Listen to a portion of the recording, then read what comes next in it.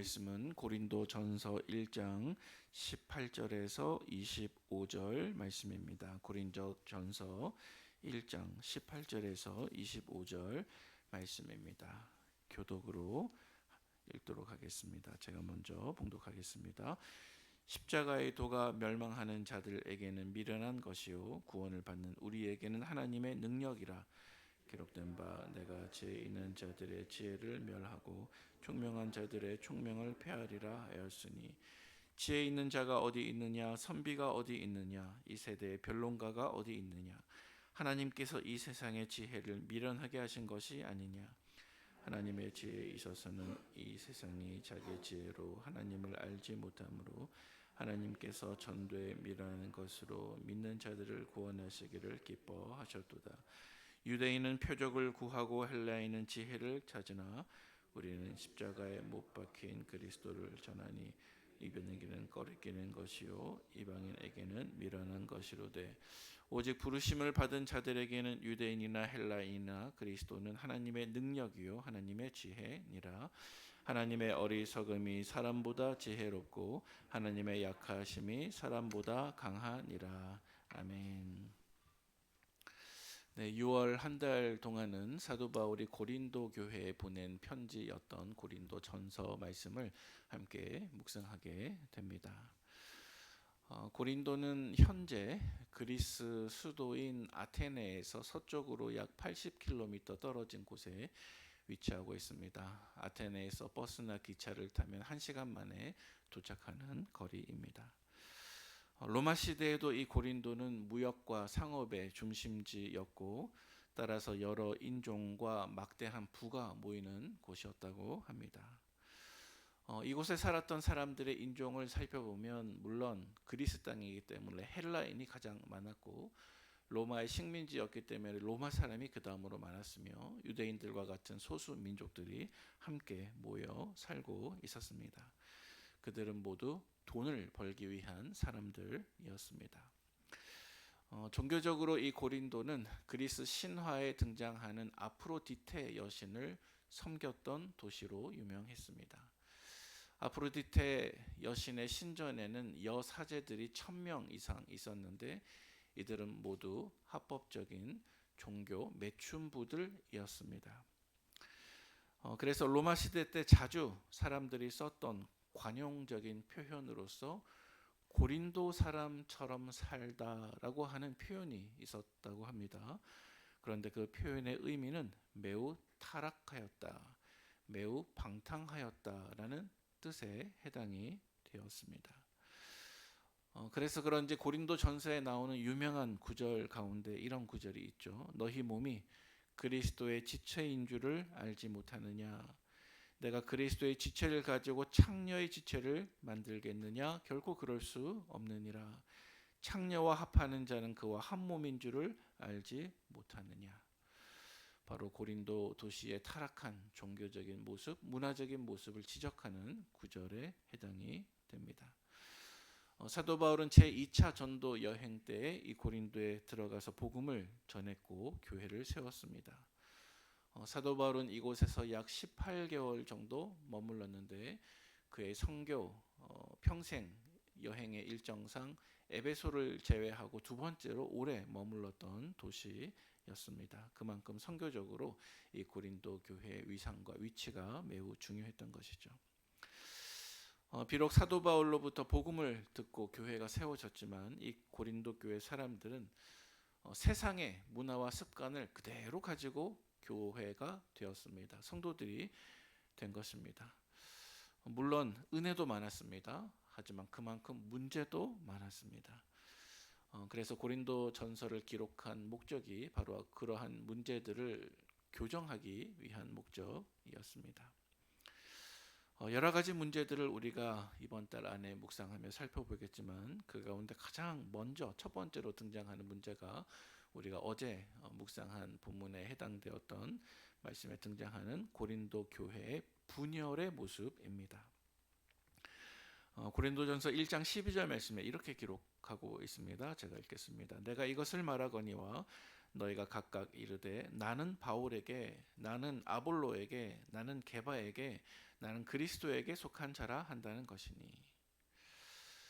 고린도 교회의 문화적인 배경을 다시 한번 생각해 보면 그들은 헬라인이었기 때문에 지혜를 매우 중요하게 생각했습니다. 고대 그리스 문화가 세계사적으로 중요한 이유가 바로 철학의 출발점이 이 헬라 지역이었다는 것이죠. 여러분, 철학은 사람의 지혜입니다. 사람의 지혜를 중요하게 생각하는 것입니다. 그리고 인간이 모든 것의 기준이 되는 것입니다. 그래서 그런지 고린도 교회 성도들은 이 당시에 사람을 중심으로 편을 가르고 분열되었습니다. 나는 바울파, 나는 아볼로파, 나는 베드로파, 나는 그리스도파. 어쩌면 그들은 그리스도마저도 하나님의 아들로서 신성을 가지신 분이 아니라 인성을 가지신 것을 더 강조했는지도 모르겠습니다. 여러분, 이 문제에 대한 사도 바울의 해결책이 무엇이었을까요? 어쩌면 우리가 오늘 읽은 고린도전서 1장 18절 이하의 본문에서 가장 많이 눈에 띄는 단어 중에 하나는 바로 십자가라고 하는 단어인데요. 이 십자가라고 하는 단어가 고린도전서에서 가장 처음 등장하는 장소가 바로 고린도전서 1장 13절입니다. 그리고 그 위치는 방금 우리가 언급한 고린도 교회의 첫 번째 문제였던 교회의 분열의 문제에 대한 해답으로서 사도 바울이 언급하는 부분입니다. 우리 다 함께 13절 말씀 같이 읽어보겠습니다. 시작. 그리스도께서 어찌 난이 얻느냐? 바울이 너희를 위하여 십자가에 못 박혔으며 바울의 이름으로 너희가 세례를 받았느냐? 아멘. 자, 읽은 말씀 중간쯤에 보시면 십자가라고 하는 단어가 고린도전서에서 가장 처음으로 등장하고 있습니다. 예수 그리스도의 십자가는 고린도 교회뿐만이 아니라 이 세상 모든 교회의 분열의 문제에 대한 유일한 해결책이 됩니다. 예수 그리스도께서 분열한 그들을 위하여 십자가에 달리셨습니다. 사도 바울은 그들에게 묻습니다. 너희가 그렇게 따르는 나 바울이 너희를 위하여 십자가에 못 박혀 너희를 대신하여 피 흘려 죽기라도 했느냐? 그들은 인간 지도자들을 따랐지만 그들 중 아무도 고린도 교회 성도들의 죄를 대신해서 십자가를 지는 일은 없었습니다. 오직 예수 그리스도 한 분만이 그들을 대신하여 십자가를 지셨고 오직 예수 그리스도 한 분만이 그들의 유일한 구원자이셨습니다. 고린도 교회 성도들이 그렇게 따랐던 바울도 아볼로도 베드로도 모두 다 똑같이 하나님의 은혜가 필요한 죄인들이었을 뿐입니다. 여러분, 우리는 십자가로 인간 중심의 분열의 문제를 이길 수가 있습니다. 오직 예수 그리스도의 십자가가 인간의 모든 지혜와 교만을 무력화시키고 오직 하나님 한 분만을 자랑하게 만드는 것입니다. 그러므로 십자가만을 붙드시기를 바랍니다. 사도 바울은 이러한 논리를 오늘 본문 속으로 그대로 가지고 옵니다. 그리고 오늘 본문 속에서 특별히 23절과 24절 말씀에 다음과 같이 선포하고 있습니다. 우리 같이 한번 말씀 읽어보겠습니다. 시작. 우리는 십자가에 못 박힌 그리스도를 전하니 유대인에게는 거리끼는 것이요 이방인에게는 미련한 것이로되 오직 부르심을 받은 자들에게는 유대인이나 헬라인이나 그리스도는 하나님의 능력이요 하나님의 지혜이니라. 아멘. 여러분, 23절 말씀에 보니까 우리가 십자가에 못 박히신 그리스도를 전한다 그랬는데 이것은 곧 복음을 뜻하는 것입니다. 복음은 십자가의 도입니다.